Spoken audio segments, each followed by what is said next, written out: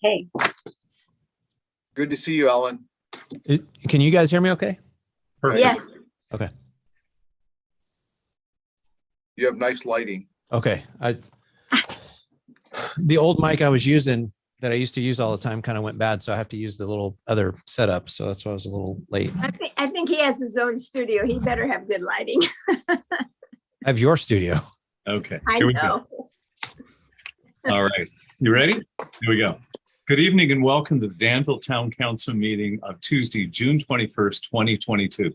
I'm Newell Einrich, Mayor this year, and we're delighted to be here for our last meeting in June. And we'll start off first by the roll call. Marie, would you please call the roll? Yes. Councilmember Fong, Here. Councilmember Morgan, Here.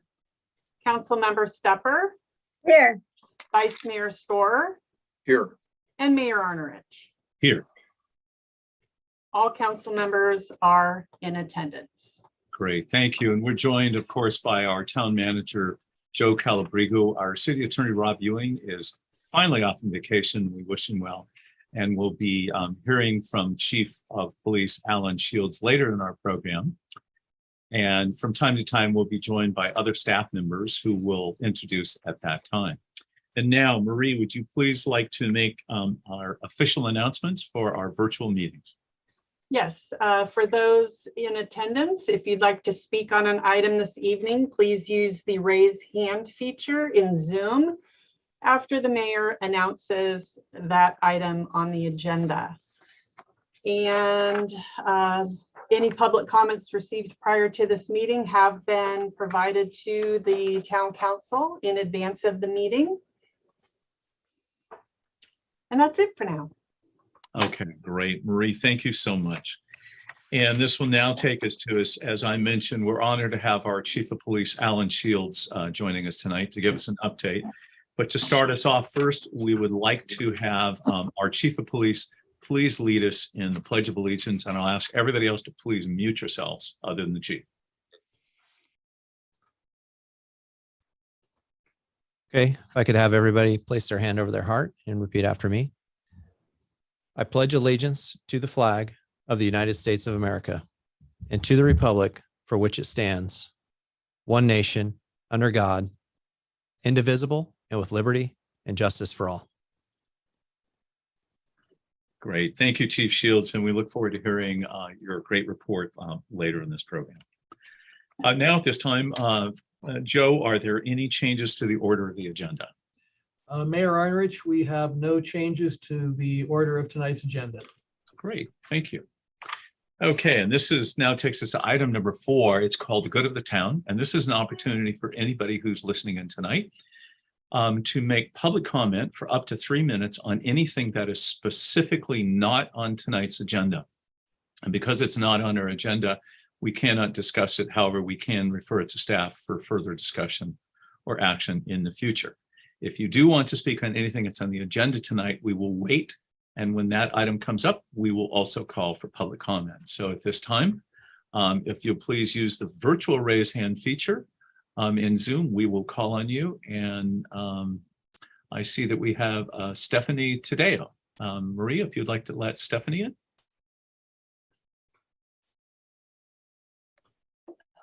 Great. Stephanie, welcome. Nice to see you back. Thank you. Thank you. We hear you. Yes. Okay. You can hear me, correct? Perfect. Yes, we can. Yes. Okay, great. Thank you. Thank you for the opportunity to speak today. It's been a busy day for me. I spent most of the day on the County Board of Supervisors meeting, and I ended up listening to something that I'm feeling I want to share with the town council. I'm speaking to you today regarding attention item D9 on their agenda that deals with, quote, accept report on liability expenses associated with contracts between the county and certain cities for the provision of city police services and provide direction to staff regarding such police contracts, unquote. And that's from Mary Ann McNett Mason, County Council. So to summarize, the county has out-of-pocket litigation expenses for the Arboleda case of over $708,000 And for the Wilson case, over $917,000. Today, during the Board of Supervisors meeting, there was a lively debate over how those expenses should be paid, either absorbed across the county or by the town of Danville where these killings took place. So today I'm taking an opportunity to bring this situation going on to the public's attention. And I'm also asking the Danville Town Council to take a serious look at the town's role in assuming financial and moral responsibility in the deaths of both men. So something like this will never, ever happen again. I think it's important to remember the decision was made by officials in Danville to return the former Deputy Hall to patrol the streets of Danville, where he killed a second man approximately 2.5 years later. I think it's so very, very important not to forget this fact. I thank you for the opportunity to speak. Thank you, Stephanie. We appreciate hearing from you. At this time, is there anybody else who would like to address the council on anything that's not on tonight's agenda? Please use your virtual raise hand feature and we will call on you. I do not see any others. Marie, do you see any at this time? I don't see any other requests to speak for the good of the town. Okay, then we'll close this portion of our hearing and we will go on to item number 5, which is proclamations tonight. And tonight we'll have a reading of a proclamation proclaiming June 2022 as Alzheimer's and Brain Awareness Month. And I know this has touched many families as it's touched mine. And it's something that we all hope for the future as technology and understanding of this deadly disease becomes to the forefront. And it starts off with some very interesting statistics. This is Alzheimer's and Brain Awareness Month for June 2022. Whereas there are more than 6.5 million Americans living with Alzheimer's, a figure that is projected to rise to nearly 13 million by 2050 if we do not develop a cure or an effective treatment. And whereas there are currently more than 650,000 people with Alzheimer's living in the state of California, and over 1.6 million family and friends are providing care for those loved ones. Whereas President Ronald Reagan initiated the observance of Alzheimer's and Brain Awareness Month in 1983 to raise awareness about Alzheimer's and get people involved in the recognition of the disease as well as the types of care required by someone suffering from it. And whereas researchers are making great progress in developing ways to accurately diagnose and treat Alzheimer's disease, we need to accelerate the pace of that research if we're going to have a disease-altering treatment in the next 10 years. Whereas Alzheimer's Association is marking June as Alzheimer's and Brain Awareness Month and June 21st, 2022 as the longest day, a sunrise to sunset day of activity for community members to do what they love in honor of who they love, and asking residents in Danville to learn more about Alzheimer's and become part of the effort to combat this disease. Now, therefore, it be it resolved that the Danville Town Council does hereby proclaim June 2022 as Alzheimer's and Brain Awareness Month and June 21st, 2022 as the longest day in the town of Danville, and encourages all community members to pledge and take a stand and spread the word about Alzheimer's disease. It's ironic to note that President Ronald Reagan was the one to start this, to commemorate that, and that he ended up being one of those victims. So for all of those who suffer that, we're fortunate, as I know, I had the opportunity to have my father here who lived with me and able to get incredibly good care right here in Danville. So I'm pleased that we have those types of resources, but it is a horrible disease. So with that, I would like to move then to item number 6, which is the consent calendar. And tonight that's items 6.1 through 6.5. These are considered items that are routine or that we've discussed in the past and can be acted on in one motion by the council. However, if there's anybody on the council who would like to remove one for discussion, we can do so. Is there anybody who would like to remove one? Seeing none, is there anybody in our audience who would like to remove any of the items 6.1 through 6.5 for discussion, please use the virtual raise hand feature in Zoom and we'll call on you. I do not see anybody. Marie, do you see anyone? There are no requests. Okay, we'll close that part of the public hearing. Is there a motion or discussion? I'd like to move item number 6.1 through 6.5 as shown on the consent calendar. Thank you. And it's okay. It's been moved by Councilmember Morgan, seconded by Vice Mayor Storr. Any further discussion? Seeing none, Marie, would you please call the roll? Councilmember Fong, Yes. Councilmember Morgan, Yes. Councilmember Stepper, You were muted, Karen. I think that was a yes, though. Yes. yes. Vice Mayor Storr, Yes. and Mayor Arnerich. Yes, And the consent calendar was approved unanimously. great. Thank you. Before I forget, just a clarification on the proclamation. Let's spell President Ronald Reagan's name correctly. Yeah, I didn't want to say that out loud because nobody's seen it. And by the time it gets posted, Sorry. correct. I did not do that one, but we won't say who. So, yes, thank you.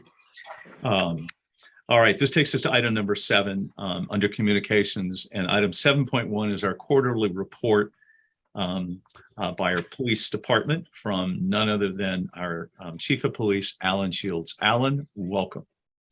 Thank you, Mayor, Vice Mayor, council members. I appreciate the opportunity to speak with you about the police department. And today I want to cover 3 specific topics. The first is going to be outreach and how it's opening up or evolving. The second is going to be traffic safety, but I want to talk a little bit about the impact team and how we handle major traffic investigations. And then our active threat training and response. We, unfortunately with COVID, that program had been put off for a couple of years, but we're happy to announce that it's going to be back in full force come August at our typical annual training day. I'm going to work at sharing my screen here because I do have some slides that I think may help out here. Share. And let me put it in full screen. Is that full screen for everybody? Yes, it is now. Yes. Okay, perfect.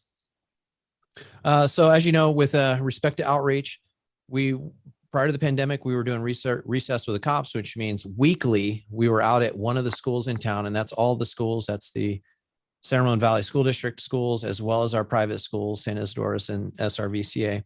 And we'd go out there and hang out with the kids and really spread our message of, that we're here to safeguard lives, rights, and property, and answer any of the silly questions that the kiddos had.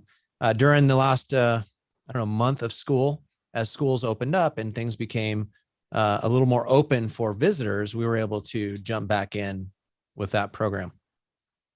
We actually took an opportunity, thanks to one of our VIPs, Jason Lukash, and formalized a long-standing program that we had done where we would go to kids' birthday parties.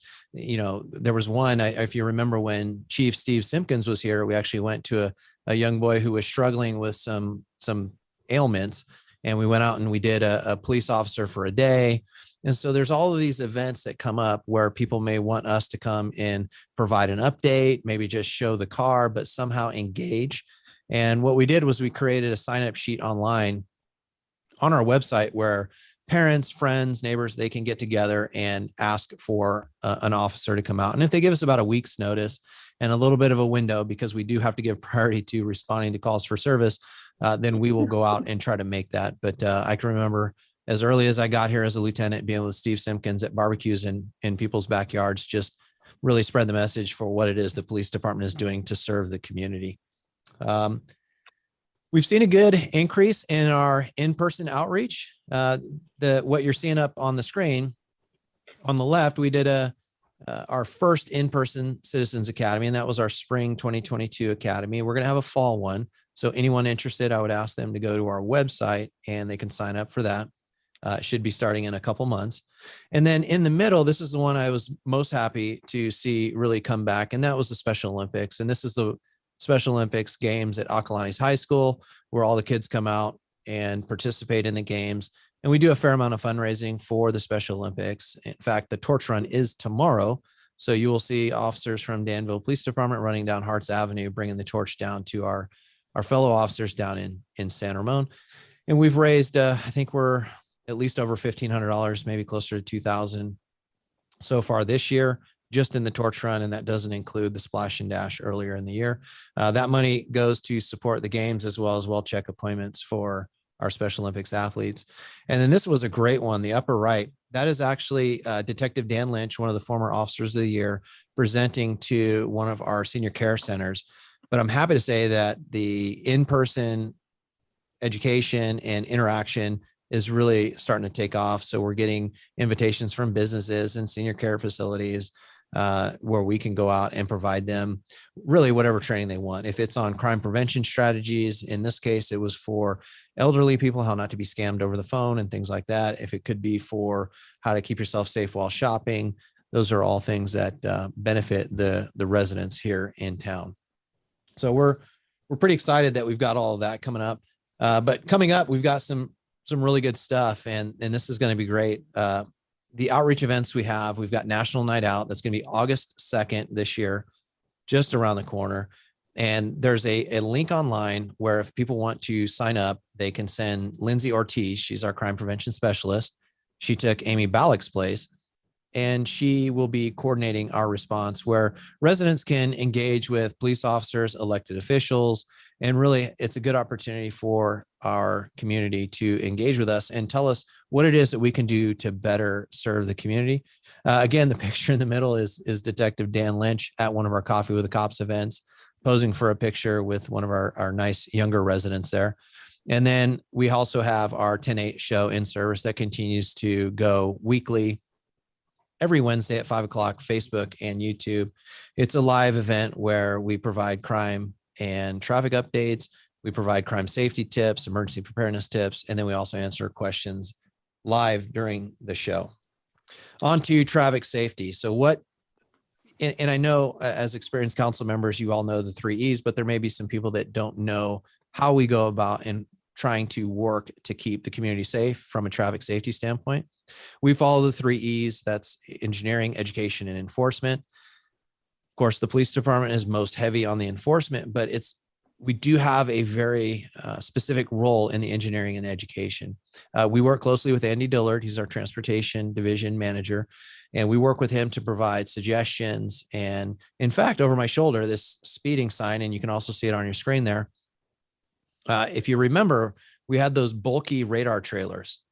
Well, we took advantage of an opportunity. One of them needed to be replaced, and we replaced them with these much smaller but still effective signs. And the advantage is we can place these signs on light poles and other poles throughout town where we would never be able to put a trailer. That was one of our problems on Comunidad Sahara, is we could not park a trailer where it says no parking and block a bike lane or any of that. And so we can't, in trying to keep the public safe, create a hazard in doing so. And these are going to be an effective and frankly, more cost-effective solution.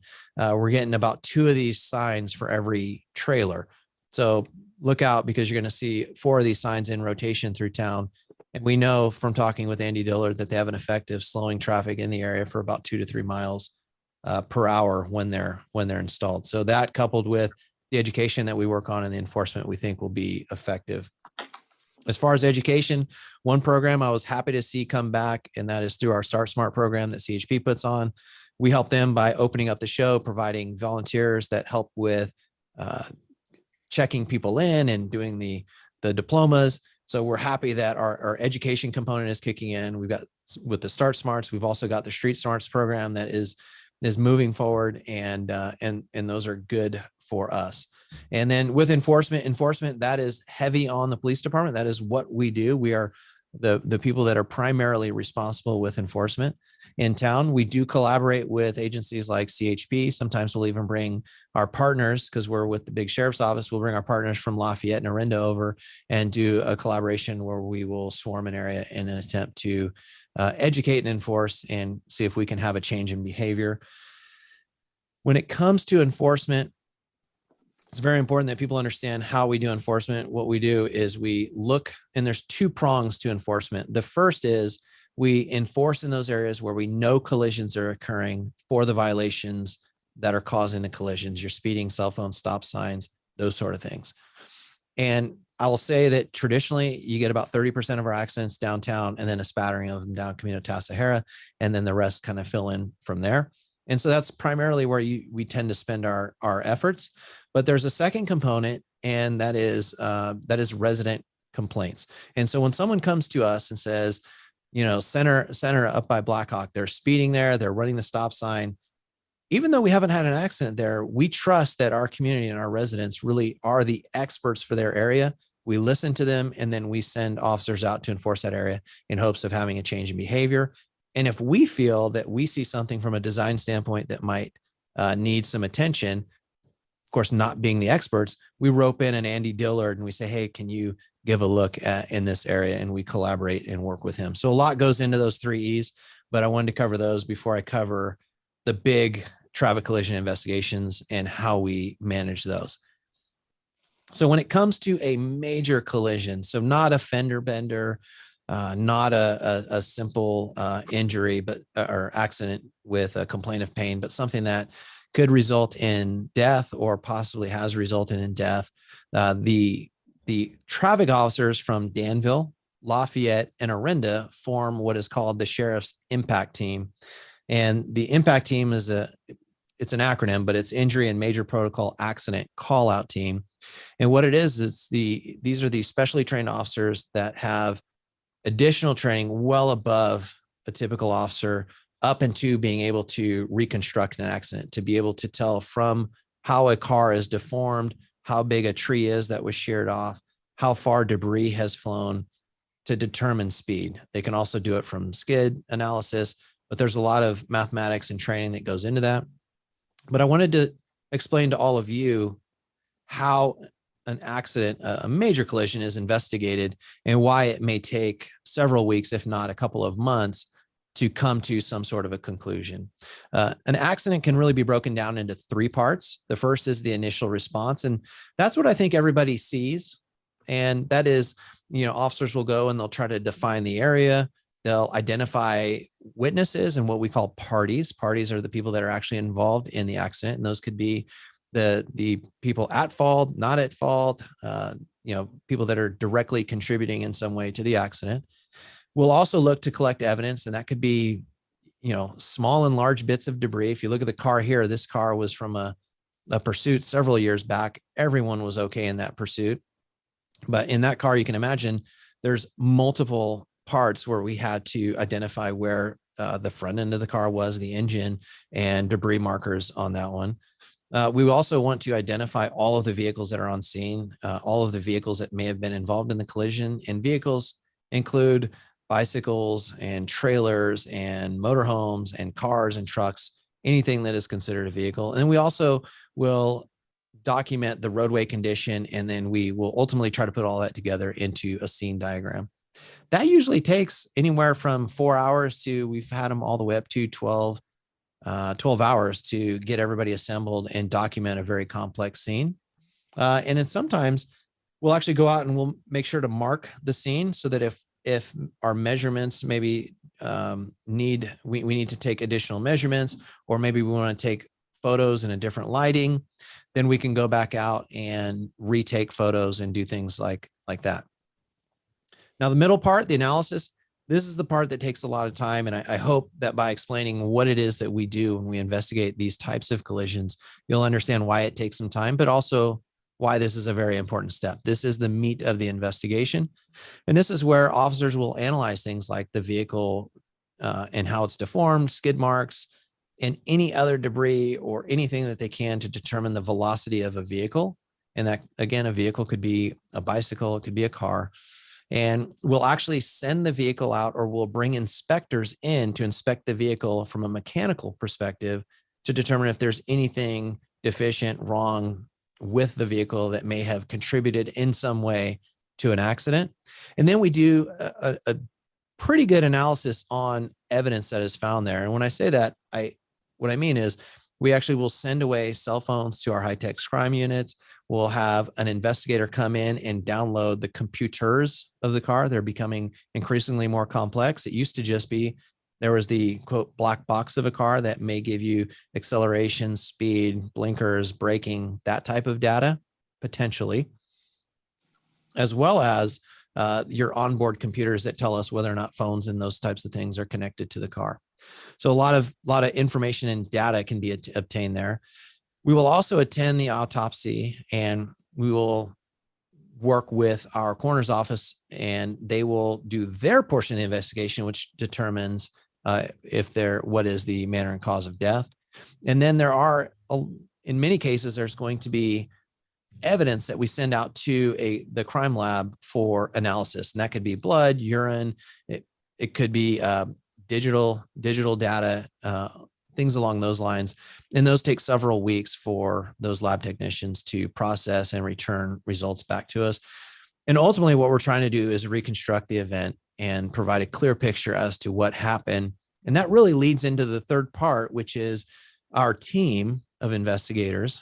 Our team will review all of that data, all of that information, and determine what the cause of the collision is.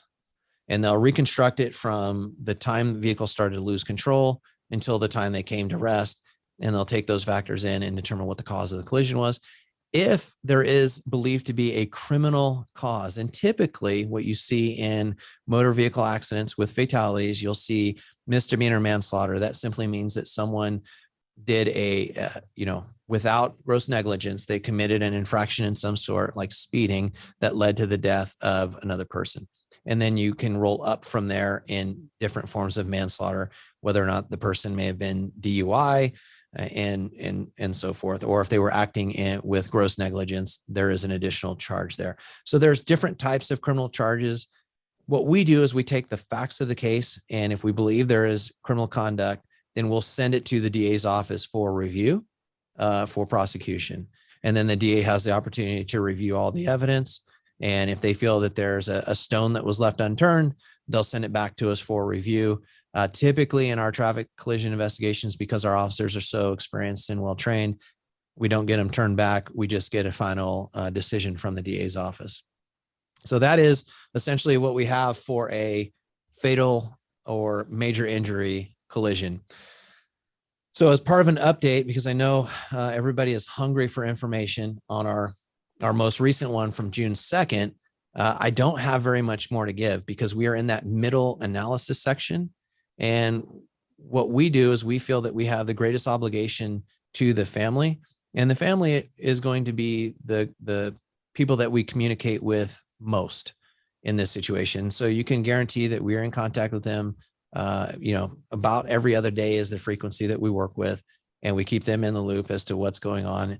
Early on in the accident, it was several times a day and then once a day as it went forward, but they are going to get the information first as it becomes available. And then as we get a decision from the DA, then we push out a final cause and determination on the accident. So I don't have too much to give you on there. And I hope that by providing a process statement that you've got a good handle on where we're at with that investigation. Okay, on to our third topic, and that is active threat training. And I know most of you remember this is something we do every single year with the pandemic and the lockdown and not being able to engage in large groups. It was problematic. So a lot of this was done on a tabletop fashion.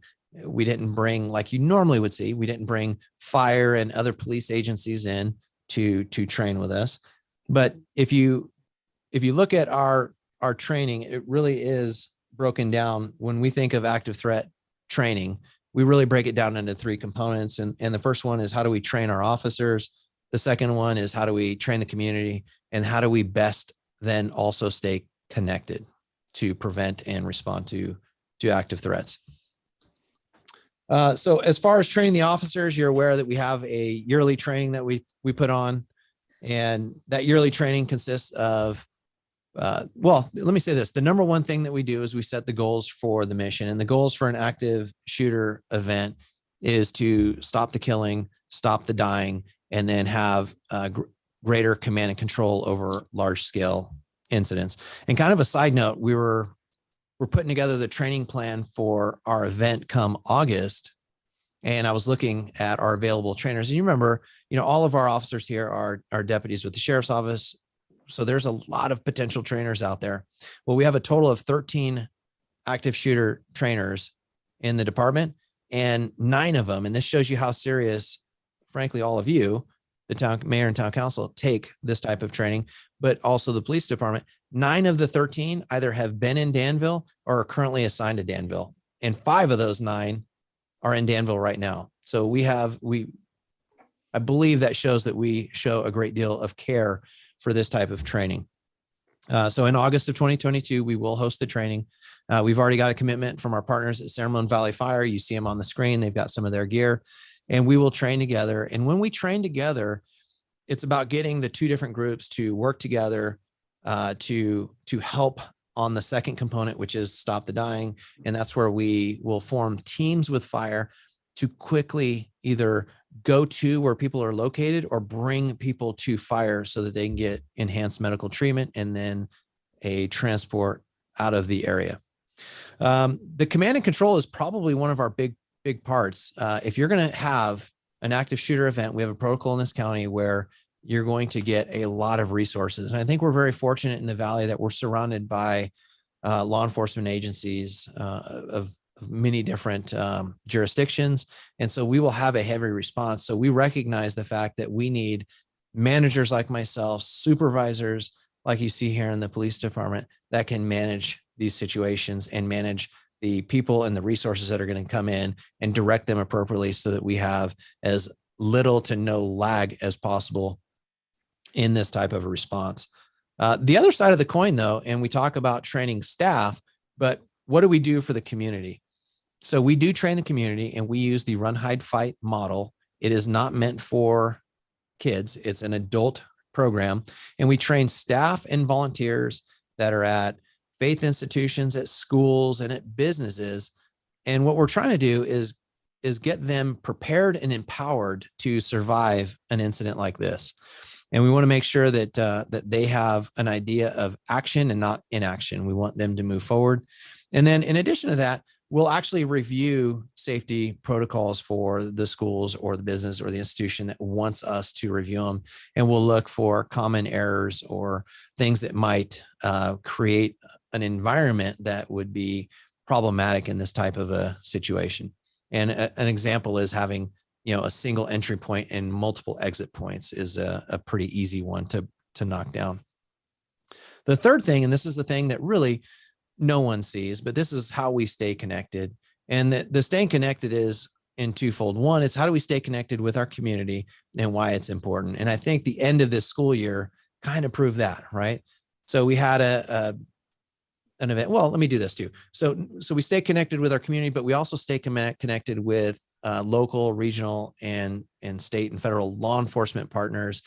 The easiest way we do that is through NCRIC. It's our fusion center in the Bay Area that as a sheriff's office, we actually have a member embedded in there. So we get direct access to information through that. And in fact, our member that's over at NCRIC was a former Danville officer, one of our traffic officers, Jimmy Adams. So we have very good access into that program there.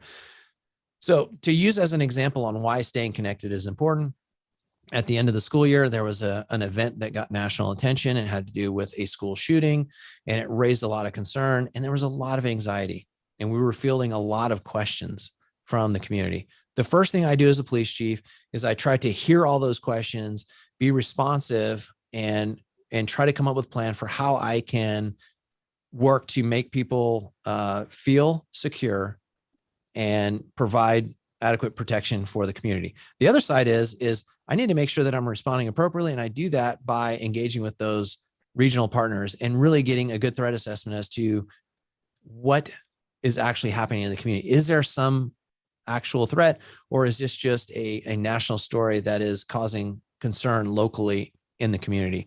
And it's good because, if there was something that was actionable, then we would get it from our regional partners and we would be able to put it in play here to add resources and further respond if needed. I want to kind of give one example though, and I'll use myself as the example of the type of officer that you get here in Danville, because we can do all this training, and I have to give a great deal of gratitude to you, Mayor and Vice Mayor and council members, because you all provide the opportunity for us to get very good training here in Danville, but you also provide us with the equipment. You can see the fire folks in the picture. They're wearing enhanced bulletproof vests. The officers that work in Danville have those as well. We also have tools that allow us to enter doors. I often during those run, hide, fight presentations I do at schools, the teachers and the staff, they want to know, like, if I'm in a room and you don't have the key, how do you get in? And really the easy answer is our town council provides us with the tools so that we can get in.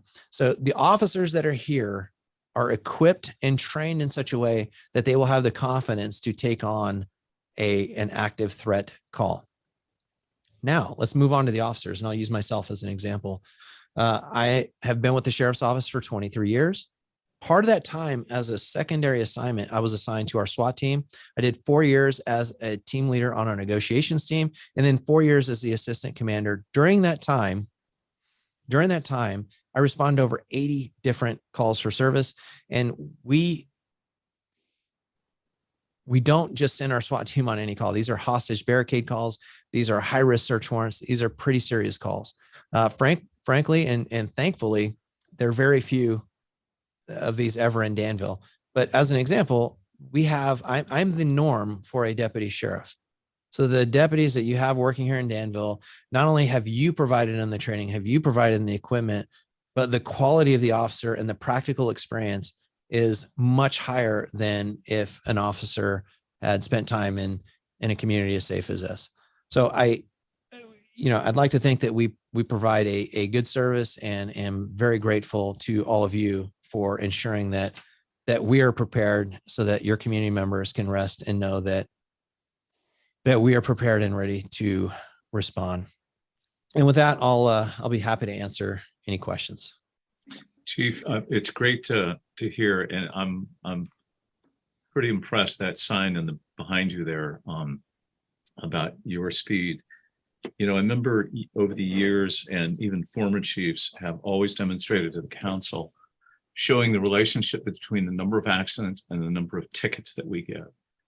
And it's always a reminder that the more tickets that we give, the less accidents we have. And it just sadly is a true statement year over year.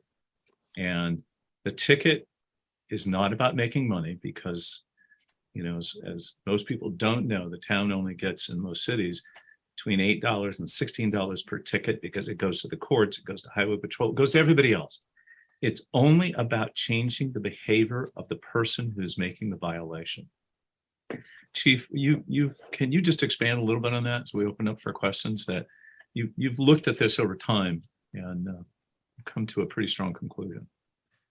Yeah, I think the best way to do is look at our traffic accident rate over the years. And if you look at it, and these are ballpark numbers, but we had a high traffic accident rate somewhere in the 300 to 400 rate in the early 2010s. So 2010, 2011. We noticed the trend was continuing. We worked with the transportation division on the engineering portions, but we also really drilled down and targeted with the enforcement. We bumped from about 2,000 or 3,000 tickets a year up to 6,000. And then that correlation really kicked in, and the behavior changed and the accident rates went down. And so we started backing off the enforcement and really targeting those areas. And now pre-pandemic, we were at about 2,300 tickets a year, and we had kind of leveled off. And so there seems to be certainly a point where we could have written 10,000 tickets and it might not have had an additional effect. But we certainly did drive that down with additional enforcement, and we monitor it closely. And that's why when we do notice problems, either with accidents or reported bad driving, we can plus up by leaning on our partners with CHP, with Lafayette, with Orinda, and we can enhance that effect here in town. That's great. Thank you for that. Let's go to Councilmember Stepper, then Councilmember Morgan. Okay, thank you very much. This is great to get this material, and it's also available to us as the farmers market, I think. There's such a crowd there right now that we've got nice weather. So appreciate that. And I wanted to ask you on the active shooter, because of course that school incident and tragedy just made everybody's doorstep. When they'd call you, do we have any flyer or information that we email to them right away that tells them how we are actively, as you have in this booklet, we're looking ahead and doing the training before it ever happens? Do we send them something when they call you, or are you just talking to them? We don't. What I try to do is I try to handle calls individually. And frankly, I'll be honest, over the last 2 months, I've been swamped. In fact, I have a list of about 5 people I'm trying to get back to this week alone. And so I try to return those calls personally. We do publicize it when we have it. We try to publicize it because we want people to understand why it is we're training.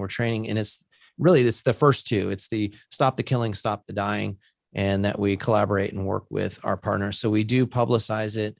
And that's what we try to do, is we just try to do it at regular intervals. And then as people ask questions, we do respond to those. A good example is a resident from St. Isidore's School called and said, "Hey, are you working with St. Isidore's? What are you doing?" And it had just been the case that St. Isidore School had redid their safety plan and had our crime prevention specialist down the hall review it. And I was able to respond to that person and say, yeah, in the past couple of years, we were able to review those safety protocols.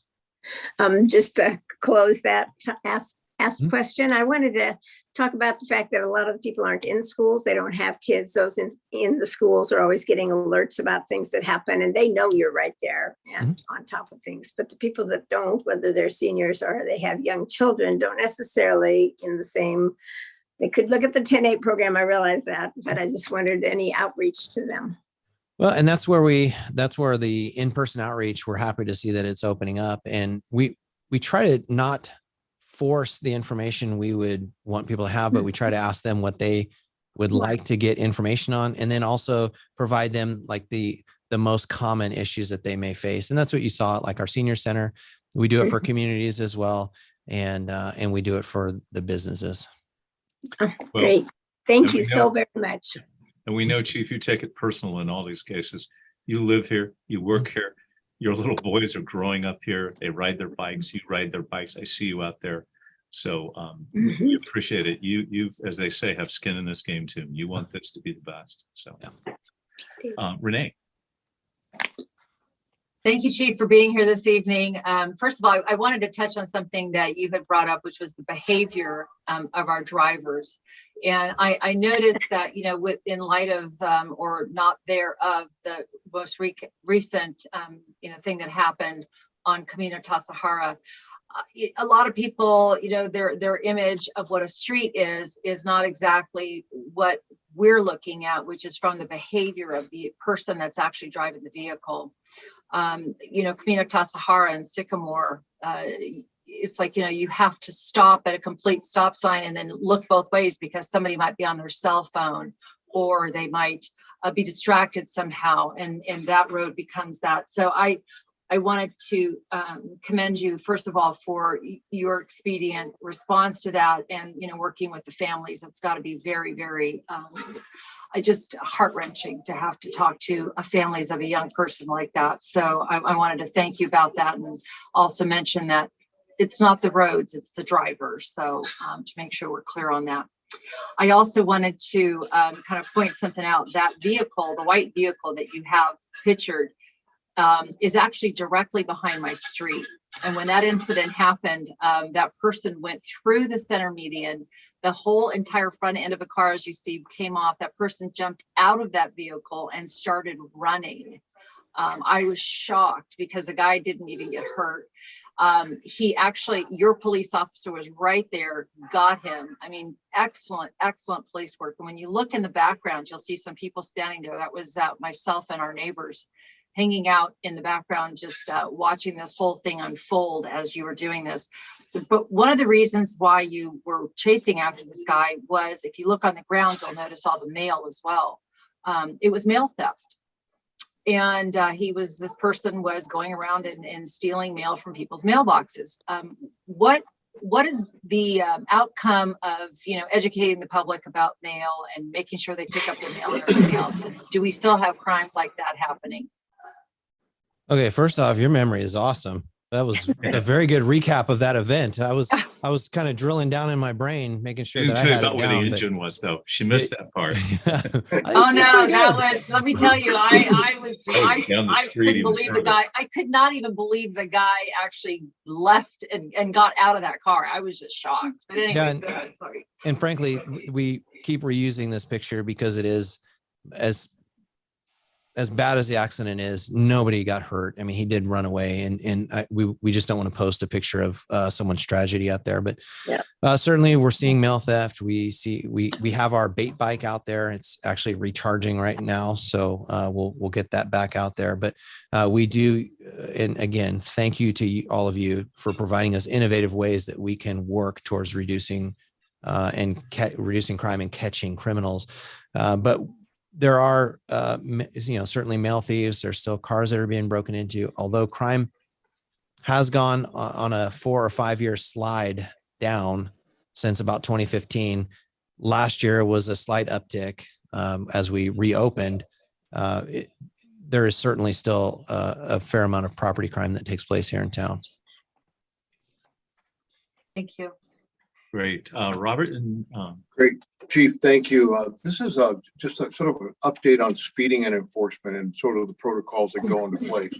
So you get a credible, response from or question or comment from an individual or a neighborhood, and then you sort of put those signs out, the one you have behind you or something on a trailer that actually gives people some indication how fast they're going.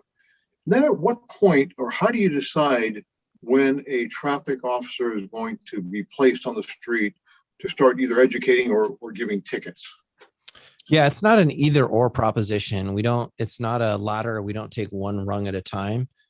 We view each area as a unique area, and we try to do an analysis of it. And frankly, the officer will probably beat the sign to the area. And Communitas, I'll use that as the example. During the 10-8 show back in early May, we were getting feedback from several people that were listening that said, hey, look, we're getting speeding on Communitas area and we want it to stop and they're going too fast. And I asked what time. They texted back on the show and said 6 o'clock. So our traffic officer came in and said, where do you want me, Chief? And I said, go out at Communitas at 6 o'clock. He was out, I think either the next day or the day after on making his rotation, and wrote like 8 or 9 tickets that day. And then a handful of others the following day. So it's very quick for me to get an officer out there if it's needed. We've done it same day where someone will say, hey, school's let it out there. It looks like there's a speeding problem through my neighborhood over by Diablo. Can you get someone out? And we'll get an officer out there. We use these speed signs and other techniques if we think there is going to be an ongoing problem. And the advantage of these speed signs and why we decided to go to these as well is they have a survey component. So let's say that someone says, they're speeding down El Capitan, and we keep going out there, but while we're out there, we may be out there for 15 minutes or half an hour or an hour doing speed enforcement, and we see no one to stop. If we put one of these signs up there, it will actually track the speed of every vehicle that goes by. So from a data standpoint, we can then look at it and do a little micro survey, and then also report it back to the resident and say that this is the actual speed of the cars going by. And so that one car that maybe goes by at a high rate of speed does not represent the group. So we can use data to our favor as well. Yeah, actually, it's funny because my next question is, the one you have behind you, does it actually have a memory? And it sounds like it does to some degree, and it keeps track of everything. That's good. It does, yeah. And we've also used our volunteers. You've probably seen them, white shirts. They'll go out there and they'll use the radar gun and they will track cars. And I've done that day of, they come in the office. I'm like, go down in Greenbrook and give me some feedback on what the speeds are there. And in one case, they were like, yeah, it's pretty bad. And so we sent an officer out there and they just start cranking out enforcement. I appreciate that. Thank you. Mm-hmm. Yeah, I just note too, that Chief, that our officers have been out there. I observed in one area near one of our middle schools, and every car that was speeding, they stopped, but they didn't issue tickets that day. They talked to the person, told them how important it is to slow down and why, and people appreciated that. And I talked to the officer. He says, hey, look, sometimes enforcement is just communicating. And he says, every person they stopped that day said, wow, I'm sorry, I wasn't paying attention. And he goes, now you're halfway there. Now act on that. And yeah, I was pretty impressed. So Dave, did you have any questions or anything? Yeah, I did. Okay, thank you, Alan. Great presentation. I do have one question, and it's, as we enter into the summer months with a lot more of the students out there, are there certain traffic safety trends that are going on that the community ought to be aware of and plan proactively to avoid. And secondly, besides traffic safety, crime safety as well. Are there certain trends that we need to be aware of as we enter into the summer months and be a little better prepared? Yeah, I think the traffic safety, I'll say, and we did an analysis probably going on 2 years ago now, and you mentioned the juvenile population, and there is I think it's the 16 to 22 year group. It creates the majority of our accidents here in town, or a plurality rather, not a majority. And so they do create more accidents than any other age group. And so that's why I think the Start Smart program is so helpful, where and I'll expand on it a little bit just for this. At the end of the year, there were several of those, and many of the students go, but the student has to go with the parent. And so it's about starting a conversation between the student and the parent. And the hope is that there's an impact to the student, but then they go home, they have dinner, maybe 2 weeks from there, they talk about, having courage and doing the right thing and making good decisions and maybe putting the cell phone down, those sort of things. So I think the education component has to be there. If you're talking about trends and what, if we're going to do a call to action, what can residents of Danville do to be safer while driving? It's get rid of the phone. I think, one of you had mentioned it before, that the phones are the issue. I will say this though, I think with, CarPlay and Android, whatever that one's called, having the phones connected in and being able to be used hands-free, we are seeing more of that. We're seeing fewer, although still a lot, we're seeing fewer people with phones in their hands. I know even when I go out and I do enforcement, and in fact, we went back a couple of slides, that speed radar was actually me doing radar on San Ramon Valley Boulevard. So even I go out and do traffic enforcement, and I'll pick my spots that I'm used to seeing people on their phones, and I just don't see as many. So anecdotally, we just don't. And then from a citation standpoint, we're seeing far fewer. And then frankly, the kids, and I'll use the college night example. And when I say kids, I mean, I'm talking about adult level kids, 21, 22, 23, that are coming back from school, hanging out downtown. I'm seeing better decision-making, and I have to think that it's a market issue, to an education issue. Instead of choosing to drive home drunk, they're actually using, a ride sharing service, maybe calling mom or dad, they're coming to pick them up. So we're seeing a lot more kids on the side of the road kind of doing this instead of hopping to a car and having an accident. And I think that's proven that our DUI arrest rate is down, our DUI crash rate is down. And that's been on a slide over several years. Councilmember Fong, you had a couple questions. Did I answer all of them? Yeah, the second was having to do with crime safety. Crime safety. Okay. Yeah. So again, it really is property crime. So I think I've got my sign right here that says lock it or lose it. If there's anything inside in your car, that is going to be seen as something valuable. It could be the dirty gym bag, could be anything. The one that is really hard right now, and we're having troubles with, are the catalytic converters. Where we tend to see the Toyota Prius targeted on that one. It used to be primarily like trucks because you didn't have to jack the vehicle up, but now we're seeing them come in with jacks, a saw, and they're cutting those off. And so we're recommending, if you've got one of those cars that might easily be targeted, if you could put that in your garage, maybe put motion lights up if it's outside, a camera, something. We have solved several of them, but we've had so many that it's unfortunate. If you have enough of them, you're going to solve a few of them, right? And so we do have success with the camera system when people can give us a description from their cameras. So those would be our recommendations on that. Great, thank you. Yeah, Chief, thank you again. And please pass on our thanks to all the team, and particularly the new officers that you have in town that are just doing an outstanding job. And we appreciate everything you guys do. Will do. And this can be found online on our Chiefs page, and the links for all of the programs that I've mentioned are actually in the program. So those wishing to sign up for some of our outreach events can do it via the program. Thank you. Perfect. All right, Chief. Thank you so much. All right, this will take us to item number 7.2, and this is our monthly legislative update by our Deputy Town Manager, Diane Friedman. And by the way, this is Diane's last time doing this, not because she's leaving, but she's transitioning over to take over another department. But Diane, welcome. Welcome, and I think you want me to take over sooner rather than later because I cannot start my video. The host has stopped it. There it goes. Okay, all right. Good evening, Town Council. I am pleased to be here to present this legislative update to you. Boy, it is not easy following Chief Alan Shields, but I'm going to do my best. I'd like to start with a brief snapshot of what is happening in the state legislature at this point in time, and then move into the updates on the bills that we are following, and finally, an update on where our funding requests are. At the end of May, both House Appropriation Committees held what is referred to as suspense filed hearings. These hearings are to review bills that have a fiscal impact to the state. In the Assembly Appropriations Committee, there were 601 bills reviewed, of which 175 bills were held under submission. In the Senate Appropriations Committee, they reviewed 358 bills, of which 48 bills were held under submission.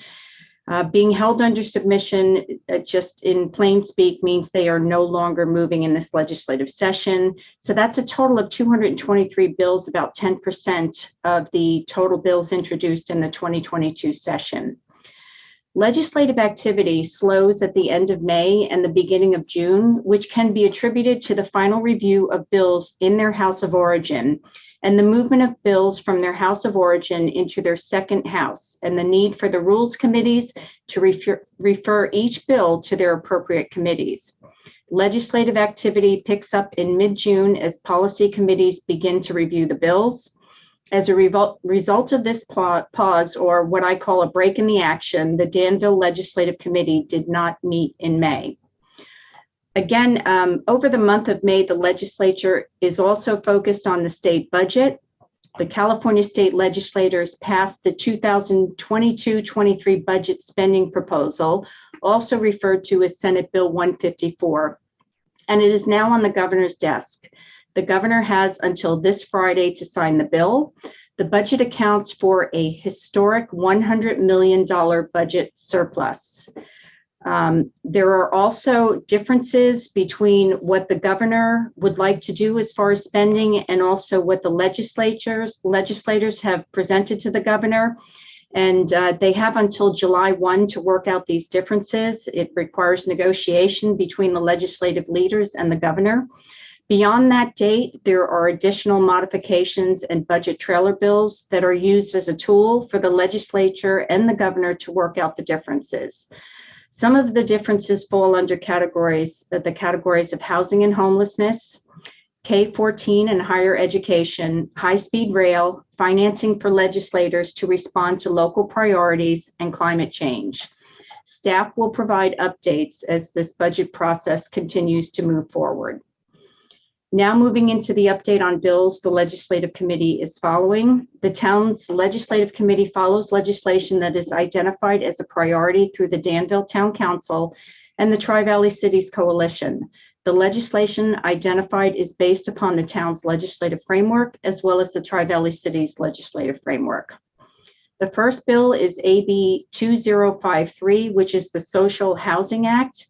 This measure would enact a social housing act and would create the California Housing Authority, an independent state body, the mission of which would be to produce and acquire social housing developments for the purpose of eliminating gaps between housing production and the RHNA housing assignment targets. This bill continues to move forward in the Senate, and we are opposed to this bill. AB 2237, this is the Transportation Planning Regional Transportation Improvement Plan, Sustainable Community Strategies, and Climate Goals Bill. This bill would require all projects and programs included in the Regional Transportation Improvement Program to be consistent with the most recent prepared Sustainable Community Strategy and the state's climate goals. Additionally, each regional transportation planning agency or county transportation commission would be required to rank all transportation projects and prioritize those projects based on adherence to the adopted sustainable communities and state climate goals. We are opposed to this, and this is really based on the concern that it would elevate funding to state level and higher, bigger projects, and it would really eliminate or take away local funding transportation sources for us. The next bill is AB 2328, Local Ordinances Home Experience Sharing. This was the bill that would prohibit a city from prohibiting the use of property as a home experience sharing unit. The bill would define the home experience sharing unit as a privately owned non-commercial property or residential dwelling unit that is rented partially for a fee for a period of fewer than 18 continuous hours. We did oppose this, and I am happy to report that this bill is no longer moving forward. The next bill is AB 2428, the Mitigation Fee Act, Fees for Improvements, Timelines for Expenditures. This bill would require a local agency that requires a qualified applicant to deposit fees for development or public improvements within a subdivision into an escrow account. And it requires that they shall spend the fees within 5 years of that deposit or return the fees to the applicant. We oppose this bill, and again, happy to report that this bill is not moving forward. Next bill is AB 2438. This is transportation funding, alignment with state plans and greenhouse gas emissions reduction standards. This bill is similar to the earlier bill that it is aligning climate action plans. It requires to specify all transportation funding programs to align with the state climate action plans and goals. And the town submitted a letter of opposition. Again, we are concerned about reducing local funding for transportation projects. It is still moving forward. AB 2631, the Government Claims Act. This bill would have provided for a public entity. It would require that a public entity be liable for injury relating to the effects of that public entity's homelessness policies on another public entity. This bill did not pass through the Assembly and is now marked as dead. We are happy to report. SB 897, this is the Accessory Dwelling Units, Junior Accessory Dwelling Units bill. This bill would require a change to the height limitation applicable to an accessory dwelling unit subject to ministerial approval. The height requirement now is 16 feet. This would increase the height requirement to 25 feet. If an existing multifamily dwelling exceeds a height of 25 feet or has a rear or side setback of less than 4 feet, it would prohibit a local agency from requiring any modifications to the existing multifamily dwelling to satisfy these requirements. This bill was read in the Assembly Committee on Local Government and continues to move forward. Under the Tri-Valley Cities Coalition, a bill that we have been talking about every month is AB 988. This is Assemblymember Rebecca Bauer-Cahan's Mental Health Mobile Crisis Support Team's 988 Crisis Hotline Bill. It would require the Office of Emergency Services to take actions to implement a hotline system, designating 988 as a crisis hotline and crisis hotline centers to provide crisis care coordinations for individuals suffering from a mental health crisis. The town supported this bill during the 2021 session. This bill was read in the Senate committee. Today, and it's on energy, utilities, and communications, and it continues to move forward. So we're pleased to report that. AB 1512, this is another bill from Assemblymember Rebecca Bauer-Cahan. This has to do with the Carnegie State Vehicular Recreation Area, or the Alameda Tesla expansion area. This is the bill that the Tri-Valley Cities has advocated on behalf of. The bill would require that to preserve in perpetuity land known as the Alameda Tesla expansion area, which is currently part of the Carnegie State Vehicular Recreation Area for conservation purposes, including for non-motorized public recreation. This bill has been placed in the inactive file. Staff will be consulting with Townsend for an update, and we will present more details at our legislative committee meeting, which is next Tuesday. and we support this bill. AB 1737, this is the children's camp registration and inspection bills that I know town council was very concerned about during the last report. This bill would require an operator of a children's camp to annually register with the State Department of Social Services before commencing operations. A children's camp operator would be required to provide its operating plan and emergency action plan to the Department of Social Services, and would require local jurisdictions to provide oversight of the camps during the calendar year. The bill would also authorize the Department of Social Services to charge a registration fee, require a medical or health officer on site at each camp. And I am happy to report that this bill was significantly amended in the Assembly. And the amendments include the requirement for the local agency oversight has been removed and substituted with the California Department of Social Services. So it takes local governments off the responsibility and places it under California Department of Social Services, where we feel it belongs. The requirement for medical professional or health officer to be on site has also been removed, which is another big one. We are also receiving feedback from the Assembly member staff that there are more amendments coming, including that local governments no longer have to submit an operations plan for the camps. Local governments are no longer subject to paying camp registration fees, and also that the registration process has changed to allow for a local agency to submit one registration form for all camps instead of individual camps. In addition, this bill was heard in the Committee on Public Safety and Human Services yesterday, and the feedback that we have received from Townsend Public Affairs is that there are many concerns with this bill. And also that the sponsor of the bill is now opposed to the bill due to how heavily it has been amended. So we are hoping that this bill will be derailed completely, and we will continue to provide updates, but that is a significant amount of change. And we can attribute it to the hard work and recreation knowledge of Kat Bravo and Becky Hopkins from Pleasanton, working with Townsend Public Affairs and the Assembly members' staff. This bill has changed significantly due to their efforts.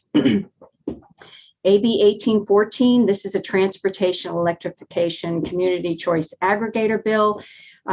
This would just allow MCE a funding vehicle through the Public Utilities Commission program. It would authorize them to have access to some of the programs. However, we did support this, but this bill is not moving forward. And we also had AB 1988. This was a bill that is really supplemental to the 988 mental health crisis hotline. This bill was ordered to the inactive file. At the beginning of the session, Townsend informed us that AB 1988 was kind of a cleanup bill for AB 988, and it is no longer needed. AB 2011, this is another bill that we have concerns about. This is the Affordable Housing and High Roads Jobs Act of 2022. This bill would make certain housing developments that meet specific affordability and site criteria and objective development standards a use by right within a zone that is either office, retail, or parking are a principally permitted use, and would subject these development projects to a streamlined ministerial review process. This would also require a development proponent for a housing development project approved pursuant to the streamlined process to require in contracts with construction contractors that prevailing wage and labor standards will be met. And at the beginning of the session, we were informed that this prevailing wage labor standard was going to be a non-starter because of the unions. We are now hearing that this bill has been amended, and the amendment may remove that criteria, which means it would move forward. We will be providing a more in-depth update. These are up-to-the-minute updates at the Legislative Committee meeting next Tuesday, but that's currently where we are with that one. The next bill is AB 2063. This is density bonus affordable housing impact fees. This bill would prohibit affordable housing impact fees, including inclusionary zoning fees, in lieu fees, and public benefit fees from being imposed on a housing development's density bonus units. Happy to report that this bill did not make it through Assembly, is not moving forward. The next bill is AB 2374, again sponsored by Assemblymember Bauer-Cahan. This is crimes against public health and safety, illegal dumping. This bill would increase the maximum fine for the dumping of commercial quantities of waste. For the first offense, $5,000, second offense, $10,000, and up to $20,000 for a third conviction. This bill is still moving forward and has been moved to appropriations, and we support this bill. The next bill is also an environmental bill, SB 45, short-lived climate pollutants. This bill would require the Department of Resource Recycling and Recovery to provide local assistance, including funding appropriated by the state legislature to assist local agencies to comply with SB 1383. This bill is still moving forward. We're happy about that, and we support this bill. Next bill is SB 490, Housing Acquisition and Rehabilitation Technical Assistance. This bill would establish a housing acquisition and rehabilitation technical assistance program with the purpose of providing technical assistance to qualified entities engaged in acquisition rehabilitation projects. An acquisition rehabilitation project would preserve unsubsidized housing units and attach long-term affordability restrictions on these housing units. This bill has been referred to the Assembly Committee on Housing and Community Development, and the TVC position on this is we support it. SB 852, this is a climate resilience districts formation for funding mechanisms. The bill would authorize a city, county, or a special district to form entities to form a climate resilience district for the purposes of raising and allocating funding for sustainability projects. This bill is moving through the Assembly, and it has been referred to the Committee on Local Government. We also support this bill. The next bill is SB 932. This is the general plans, circulation element, bicycle and pedestrian plans, and traffic calming plans. This bill requires the circulation element of a general plan to include specified contents related to bicycle plans, pedestrian plans, and traffic calming plans, and to implement those plans. Provides that failure to implement the plans creates a cause of action for the victims of traffic injuries in specified counties from January 1st, 2024 to January 1st, 2028. Contra Costa County is included in the specified counties. Tri-Valley cities, we have sent a letter of opposition. This bill is still moving forward. We oppose it, and obviously we'll continue to stay closely associated with it. SB 1229 is the next bill, the Mental Health Workforce Grant Program. This bill is subject to an appropriation by the state legislature for purposes would establish a mental health workforce grant program to increase the number of mental health professionals serving children and youth. We did submit a letter of support. It is continuing to move forward. It has been referred to the Committee on Higher Education and Health. It was supposed to be heard on June 14th. The hearing was postponed, so we will hopefully have an update at the Legislative Committee meeting next week. The last bill, this is 1466, SB 1466. It's an affordable housing and community development investment program. This bill would authorize public agencies, including cities, to apply to the Affordable Housing and Community Development Investment Committee to participate in a program that would authorize or deny plans for projects meeting specific criteria. This bill is another bill that would create another state agency or committee, and I'm happy to report that this bill is not moving forward. Okay, so that completes the summary of where the bills are right now. The last piece of this report is where we are with our funding requests. The TVC Coalition previously submitted an earmark request for the Valley Link project and also the Access Bridge funding. Due to the Valley Link seeking funding through the Capital Investments Grant or CIG program, the project was determined that the Appropriations Committee, by the Appropriations Committee, to be ineligible for community funding or earmark funding. Senator Padilla and Senator Feinstein released their final selections for earmarks in the Labor, Health, and Human Services Education Appropriations Bill. And I am happy to report that the Access Bridge funding for the full amount of $450,000 is included in this. We will continue, and it will continue to move through the appropriations process, and we will continue to watch it. The town also submitted a request for funding to Senator Glazer and Assemblymember Rebecca Bauer-Cahan for $500,000 for the CIP project for the fiber optic interconnect network for town facilities. We are optimistic that this request, given the state budget surplus and Governor Newsom's wish to provide more funding to legislators for local projects, we are optimistic that we may see some funding with this. That concludes my legislative update, and a reminder that Town Council will be receiving a written legislative report, most of which what was presented tonight on Thursday in the Legislative Committee packet.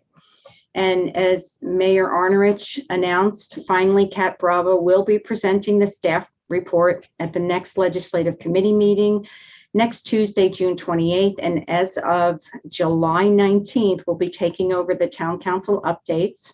I have enjoyed my role as the legislative liaison for the town and now must move on. And with that, Mayor Arnerich, I will send it back to you. And the reason why you're leaving, because you're exhausted from this. Yeah. Wow, Diane, and that's just a fraction of the bills that we're on now. There were more at the beginning of the year, and there are a couple of thousand other bills that we've focused and narrow. And all of us have had opportunities to be on this committee. It's a lot of work, and it just shows that I hope for those that are listening, how much work it takes to keep an eye on what Sacramento is doing while they have some good intentions when they're allowed to produce over 2,800 bills a year, year after year after year. It takes a tremendous amount, and even the legislatures, they can't read them all.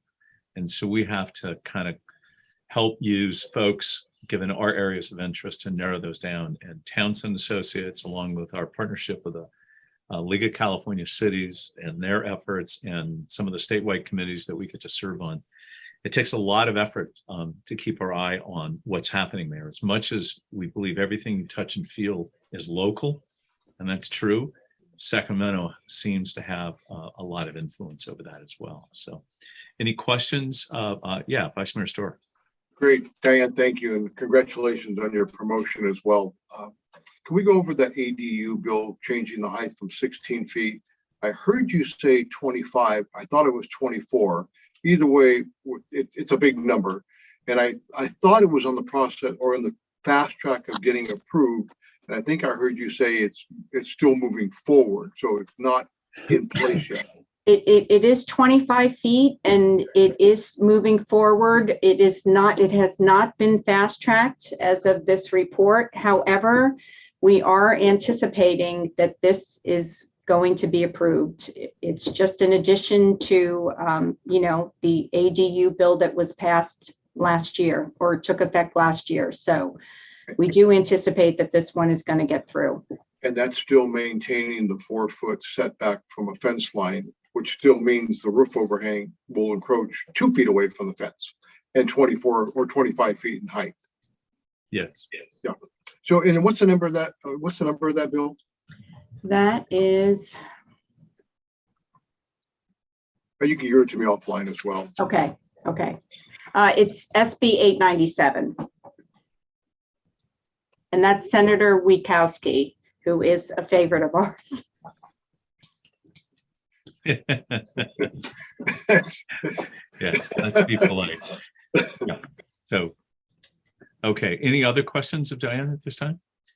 Diane, thank you. And thanks again for all the work and for the leadership you've put into sort of invigorate and create a really defined process in how we approach that. So thank you. Thank you, Mayor Arnerich. All right, so this will now take us to item number 8, and this is under public hearings. And this is item number 8.1, which is to consider adoption of resolution number 50-2022, confirming the diagram and assessment and ordering the levy of the annual assessment for the Danville Street Lighting and Landscape Assessment District number 1983-1. And we're delighted to have our Director of Maintenance, Dave Castile, who will be presenting here tonight. Dave, welcome. Oh, thank you very much, Mayor Arnerich, and good evening, members of the Town Council. Before you tonight is resolution number 50-2022, confirming the diagram and assessment and ordering the levy of the annual assessment for the Danville Street Lighting and Landscape Assessment District number 1983-1. The district operates pursuant to the requirements of the Landscaping and Lighting Act of 1972, adopted by Proposition 218. The act requires that every year the district prepare a report describing the improvements maintained by the district and the assessments necessary to maintain those improvements.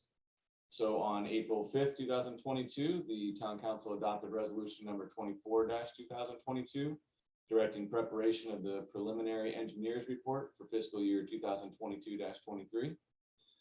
Then on May 17th, resolution number 38-2022 was adopted, accepting the preliminary engineer's report. And now tonight is the final step of the process to order levying of the annual assessment.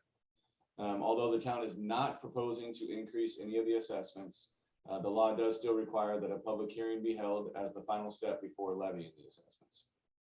The assessments can be levied by a simple majority vote of the Town Council.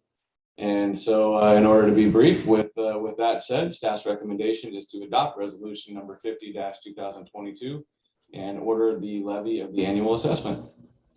Dave, thank you for that, very concise. And we also want to pass on, and I know the council, we've all said this in the past, thank you to you and your team. This rate has been the same rate now for over 2 decades.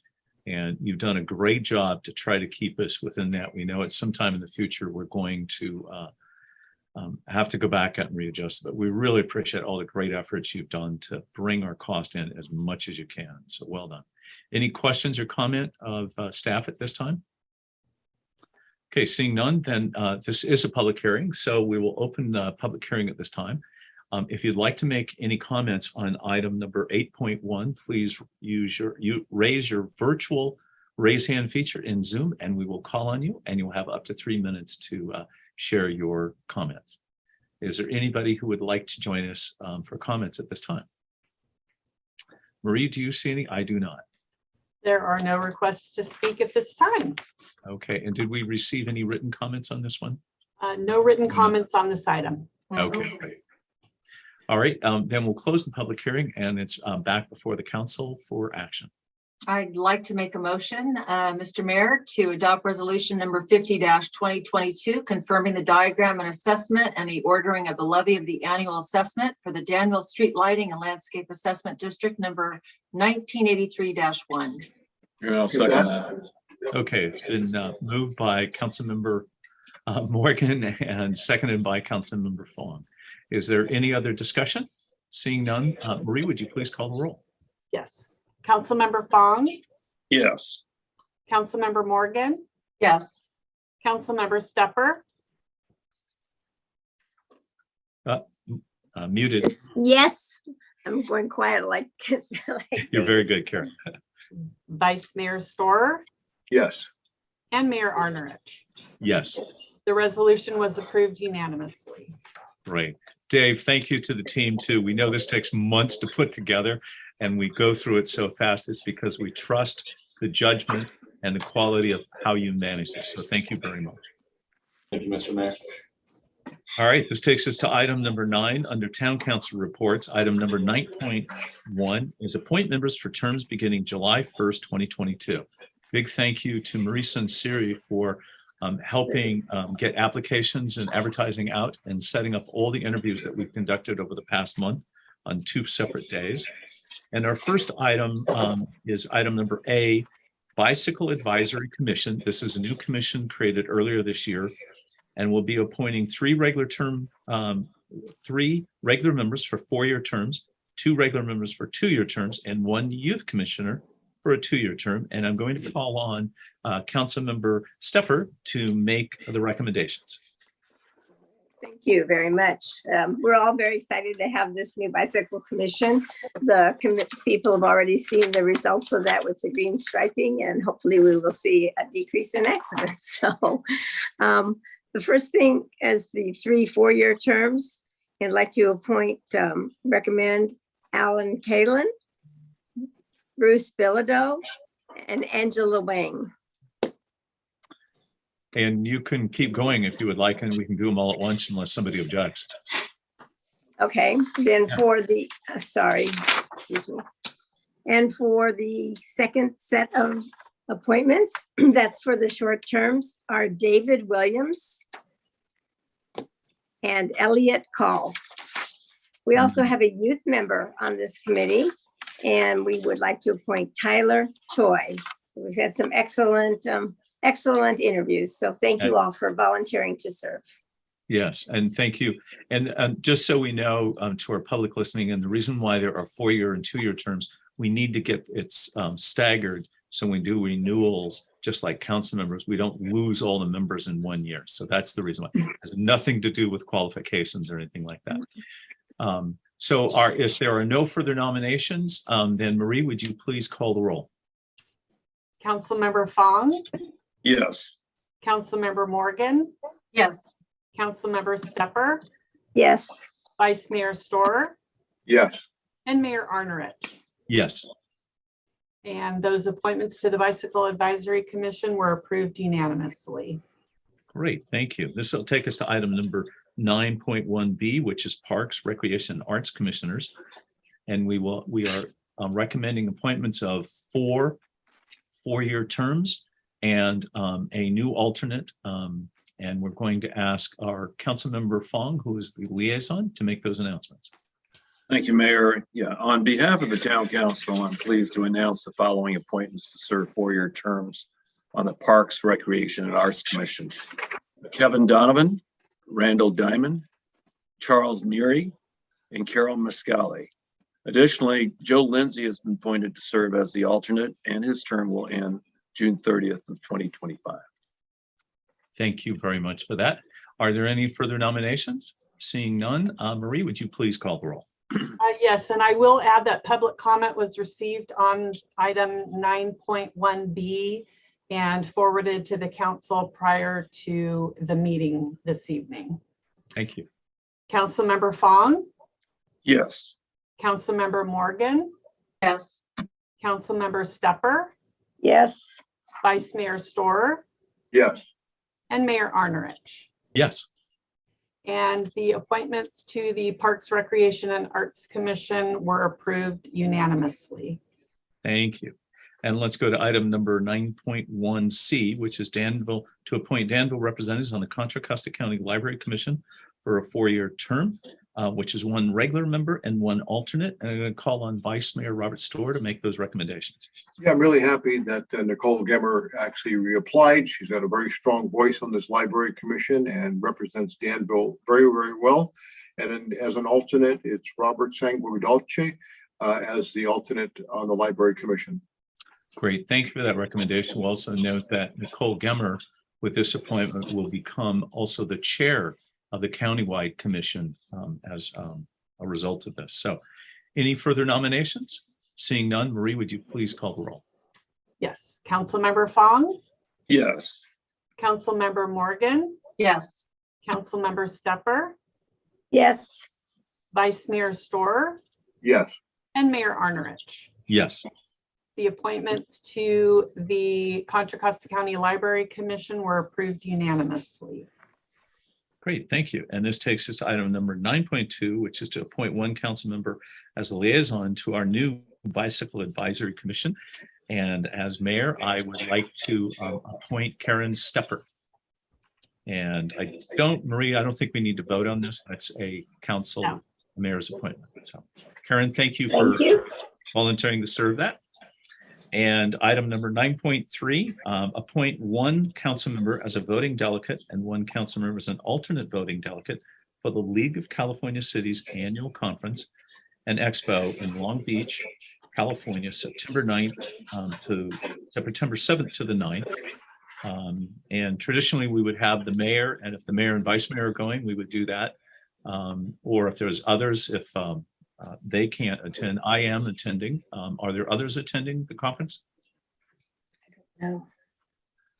And Dave, you're attending? Yes, I am. Yes, I am. Okay. Good. And I think Renee is also attending. Okay. And I'm attending. Okay. So suggestion is appoint mayor and one council member. Which of the two of you would like to be the alternate? Dave, I have you recommend ever? Renee. And I was putting you up on the spot there. It doesn't matter to me. Newell will probably be there, and so we're just going to be, unless something happens. Yeah, we'll Right. be George, that's exactly. you totally. We'll both be there and we'll collaborate. Well, how about we do that? We have to appoint, let's, Yeah. I think what Renee was going to say very kindly, let's appoint Dave as the alternate since Sure. he's never done anything. And just in case you'll be there as well. So, There you go. There you go. And if you don't come, Dave, let me know. I'll be the alternate to the alternate. Thank you very much. And Marie, do we need to do a roll call vote on this, or is that? Nope, no vote, no roll call vote needed. Okay, great. This takes us to item number 9.4, town council updates. Are there any updates from council members? Well, I think it's nice to let everybody know we have that Summerfest this weekend, and Yes. there's also the car show on Prospect. So Danville will have the street closed, and I'm hoping for a good turnout. For Saturday and Sunday and the car Saturday show? and Sunday. Car show, sort of, there's an awards ceremony that goes on that starts at 12 noon on Sunday. So, Yes. okay, great. With that then, seeing no further business, last chance. Marie, again, thank you for everything and for all the work to get all those interviews organized. With that, we will end this meeting, and we will be back still for a virtual meeting on our July 5th meeting on Tuesday, 2022. Thanks, everybody. Have a great weekend. Thank you.